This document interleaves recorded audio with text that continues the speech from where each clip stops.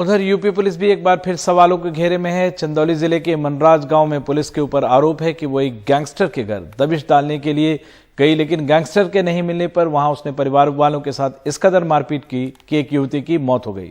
इस पर पुलिस के आला अधिकारी ने कार्रवाई कर एसएचओ को निलंबित कर दिया है और पूरे मामले की जांच की जा रही है। इसके पश्चात जब बॉडी को हमने पोस्टमार्टम के लिए भेजा, उसका पैनल से हमने पोस्टमार्टम करवाया है। एक गले के पास एक खरोच आई है और जो बाएं जबड़ा है उसके नीचे 0.5 सेंटीमीटर की एक छोटी सी मामूली सी चोट है। इसके अलावा कोई भी चोट पूरे शरीर पे इसके अतिरिक्त अंदरूनी और बाहर दोनों इंटरनल एंड एक्सटर्नल पोस्टमार्टम में नहीं आई है। इसके अलावा जो पोस्टमार्टम की फाइनल जो वो होती है, मतलब डिसीजन होता है, उसमें कॉज ऑफ डेथ जो है वो अननोन लिखा गया है और विसरा को प्रिजर्व किया गया है। और जो एक बात मीडिया में फ्लैश हो रही थी रेप की, उसके संबंध में ये बताना चाहूँगा कि कोई भी अंदरूनी अंग के ऊपर कोई भी असॉल्ट या चोट नहीं आई है। यह उस लड़की के पोस्टमार्टम की रिपोर्ट है जिसकी मौत के बाद राज्य में सियासी घमासान मच गया। नाराज ग्रामीणों ने सड़क जाम कर दी और मौके पर पहुंची पुलिस पर भी गुस्सा निकाला। मामले को शांत करने के लिए बड़े अधिकारियों को आना पड़ा और अब सूबे के उप मुख्यमंत्री को भी सफाई देनी पड़ रही है। अखिलेश यादव जी बौखलाए हुए हैं। अगर कोई पुलिस वाला गलत करेगा तो उसके खिलाफ कार्रवाई होगी, लेकिन अपराधियों को पकड़ने के लिए अगर कोई पुलिस गई है और उस पुलिस के जाने के बीच में इस प्रकार की घटना हुई तो दुखद है। मैं इस पर निश्चित तौर से दुख व्यक्त करता हूं। मामला चंदौली जिले के सैयद राजा थाना क्षेत्र के मनराजपुर गांव का है। गांव में कन्हैया यादव का घर है जिस पर जिला बदर की भी कार्रवाई हुई है।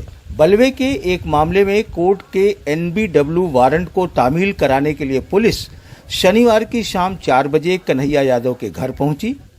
आरोपी कन्हैया घर पर नहीं मिला।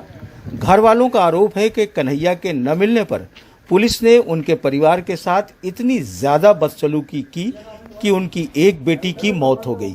लेकिन पोस्टमार्टम में पुलिस किसी बड़ी मारपीट का जिक्र नहीं कर रही है। ये पुलिस सारा गलत बोल रही है। कैसे मौत हुई पीड़िता की? पीड़िता पुलिस आई, जबरदस्ती चढ़ गई। 2 ही बच्चियां घर में थी और बड़ी बच्ची को पुलिस ने मारा पीटा और छोटी को इस घर में बंद करके मारा और बड़की को जब लगा चोट वो मृत्यु हो गई तो ये सब उतर करके उसको पंखी में बांध कर भाग गई। अभी तो रिपोर्ट आई ही नहीं है। अभी तो हम लोग करा के सुबह गए हैं और रिपोर्ट आई नहीं। पुलिस अपने मन से बोल रही है। घटना के बाद गांव वाले बेहद गुस्से में आ गए। उन्होंने सड़क जाम कर दी। मौके पर पहुंची पुलिस पर भी अपना गुस्सा निकाला, जिसमें 2 पुलिस वाले घायल भी हुए थे। इस पूरे मामले में राजनीति भी होने लगी। देखिए, एक बहुत दुखद घटना हुई। ये पुलिस के पूरी लापरवाही से यहाँ का HSO उनकी गैर जिम्मेदाराना हरकत की वजह से ये जिला बदर थे। जैसा वो कह रहे हैं, हम लोग जानकारी तो नहीं है, दिवारटी थे तो इनको सूचना थी, घर पे आए तो जब नहीं थे तो इस तरह की हरकत नहीं करना चाहिए। यहाँ आके बच्चों से मारपीट, महिलाओं से, लड़कियों से मारपीट किया उन्होंने, उनको चोट भी आई है और उसके बाद ये घटना हुई है। यहाँ सभी सीनियर अधिकारी भी आए हैं, आईजी साहब भी आए, DM SP भी आए, जिनसे हम लोगों ने घर के तरफ के लोगों ने मान रखा अपना, तो उन्होंने इस बात को माना भी कि जो इनकी FIR है, जो दरखास्त है, उसके अनुसार हम FIR भी करेंगे, कार्रवाई भी करेंगे। HSO को तुरंत निलंबित करने का भी उन्होंने वादा किया है। लेकिन पोस्टमार्टम की रिपोर्ट के बाद पुलिस जिस तरह के चोट की बात कर रही है और मौत के कारण को अभी अनजान बता रही है, उससे परिवार के लोगों को लग रहा है कि पुलिस कहीं लीपापोती में तो नहीं जुटी है। आए दिन होने वाली घटनाओं को लेकर लगता है कि लोगों का पुलिस पर से भरोसा उठने लगा है और चंदौली की इस घटना ने तो इस भरोसे की दरार को और बढ़ा दिया है। ऐसे में पुलिस को सिर्फ निष्पक्षता की बात नहीं, बल्कि इस घटना की जितनी जल्दी जांच कर दूध का दूध और पानी का पानी करेगी, लोगों का भरोसा उतना ही मजबूत होगा। चंदौली से पुरुषोत्तम के साथ अजय सिंह, NDTV इंडिया। और दिल्ली के शाहीन बाग से पकड़े गए ड्रग तस्कर हैदर के यूपी के मुजफ्फरनगर ठिकाने से 900 करोड़ रुपए की कीमत की 150 किलो से ज्यादा और हेरोइन बरामद की गई है। इस मामले में हवाला कारोबारी भी पकड़ा गया है। इस ड्रग सिंडिकेट की जांच में अब कई एजेंसियां शामिल हो गई हैं। हैदर के मुजफ्फरनगर के ठिकाने से हेरोइन की बड़ी खेप बरामद हुई। गुजरात एटीएस की टीम ने हैदर के एक पड़ोसी के घर छापेमारी कर करीब 900 करोड़ रुपए कीमत की 150 किलो से ज्यादा हेरोइन बरामद की। जिस घर से हेरोइन बरामद हुई उसकी मालकिन का कहना है कि हैदर की मां जीनत कह रही थी कि उसके घर में काम चल रहा है, इसलिए ये सामान रख लो। भैया हमें तो पता नहीं, हमारा तो सिर्फ वो यूं आई थी कि भाई हमारा घर बन रहा, हमारा सामान रख लो। तो भाई वे रख के चली गई। अब रात हमारे यहाँ फिर पुलिस आई। अब वो पुलिस आ गए, फिर उन्होंने पूछा हमसे आके, कहने लगे कि जो रख के गई थी उन्होंने कि ये वो जो सामान रख के गए थे हम वो सामान लेना है, वो सामान इनका है। तो मैंने कहा ले जाओ आप। मैंने बच्चे को अपने ऊपर भेजा, उन्होंने फिर बच्चे को नीचे भेज दिया। फिर मैं गई, मैंने जाके इस बात को कहा, मैंने कहा आप ये बताइए कि ये तो सामान आप यूँ कह के रख के गई थी कि हमारा मकान बन रहा है क्या इसमें, ये तो बताओ हमें। उन्होंने हमें कुछ नहीं बताया कि भाई ये क्या सामान है, क्या निकला।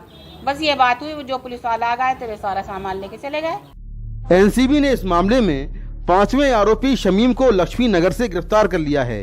आरोप है कि शमीम ड्रग्स का पैसा हवाला के जरिए दुबई भेज रहा था।